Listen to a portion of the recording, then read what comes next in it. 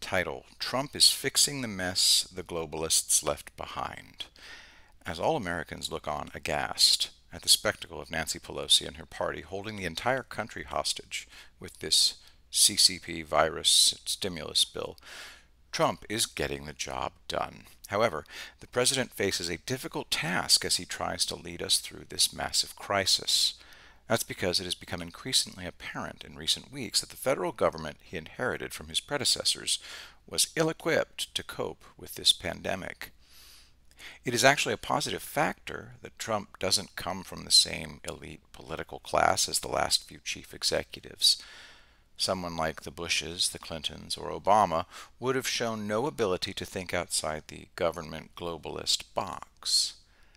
They'd have been listening to political consultants and operatives like Karl Rove, George Stephanopoulos, or Ben Rhodes. When life throws a fastball at Trump, he finds the swing to make the hit.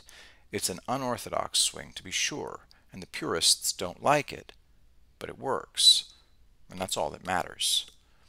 Many of the solutions Trump has found to otherwise intractable problems that frustrated previous presidents involve enlisting the power of the private sector.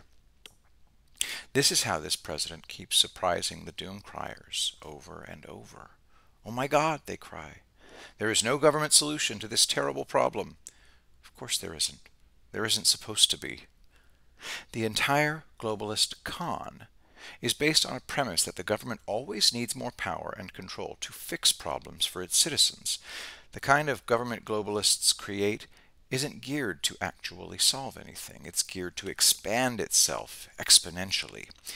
If we had a globalist in charge right now, that person would not be finding ways to partner with and unleash the power of the private sector to deal with this crisis. Far from it. That globalist chief executive would be looking to expand the government's control over the private sector to fix the problem. The kind of government the globalists created over the past few decades could not handle a crisis like this virus without massive help from the private sector. The globalist policy of outsourcing critical U.S. national security infrastructure to what has always been a hostile power in the Chinese Communist Party opened the door to this kind of crisis in the first place. Even if you buy into the narrative that Trump hasn't vetted the people on his super important CCP virus team, and you think Dr. Fauci and others are trying to deliberately sabotage him so the Democrats can win the election this November, ask yourself this: how can they successfully sandbag him when he keeps going around the government agencies to enlist the help of key private sector industries like Ford, Tesla, Walmart, CVS? In just the past few days, Trump has cut all the red tape stopping production of new respirators, then cleared the way for new clinical trials of chloroquine and other drugs. For days, people were claiming the FDA would stop or slow all of this. Things just aren't done this quickly. This stuff was going to take months. And they were wrong. As I have been saying for 3 years now, these people still don't know who they're dealing with in Donald J. Trump. If the deep state plan was to reduce Trump to a helpless tears at this point, sandbagged by an inept government system deliberately designed to fail, how's that awesome plan to destroy Trump working out so far?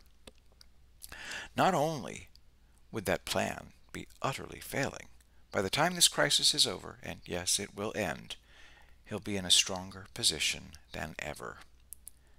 The CCP virus crisis of 2020 will have proven for all time immemorial that border control is essential national security, globalist policy of outsourcing key national security infrastructure to China was always absolute lunacy, the DNC media is not on the side of America.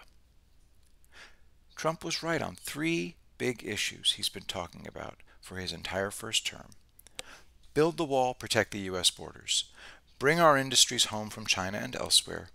Sue these foreign paid propagandists out of existence and rise a new American media in their place. The whole country is focused on this crisis, watching the drama play out in these daily news briefings. This is exactly why the fake news media is now loudly calling for the networks to stop carrying these briefings live. The country is seeing that Trump has been right all along on border security, outsourcing our vital national security infrastructure, and that the media are paid propagandists. The three big issues he's been hammering home since 2016. And because the entire country is now seeing this, especially at these briefings, they see the implications of globalism and our reliance on China. They see how the DNC media complex is shamelessly and enthusiastically defending China, China, China after they spent the last 4 years screeching Russia, Russia, Russia. This is why you have these paid foreign propagandists in the DNC media complex now loudly beseeching the TV networks to drop the curtain on the president's daily CCP virus briefings. CBS, NBC, and ABC already stopped carrying the live briefings.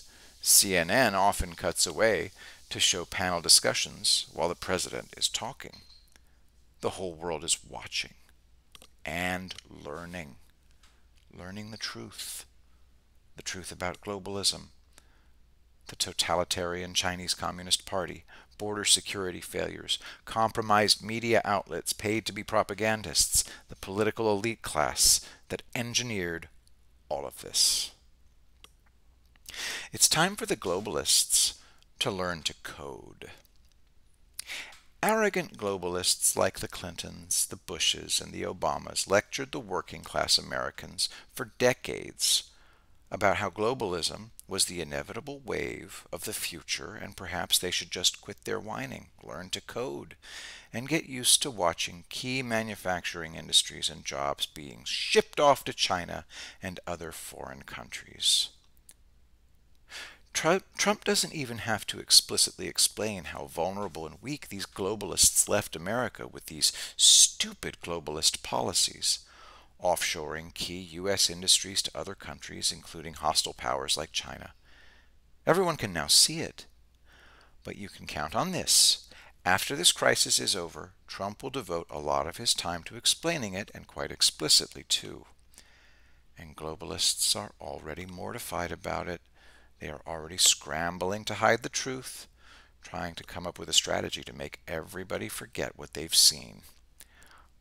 But it's too late. There's no going back. The lunacy and the dangers of the globalist agenda have been completely exposed by this national emergency.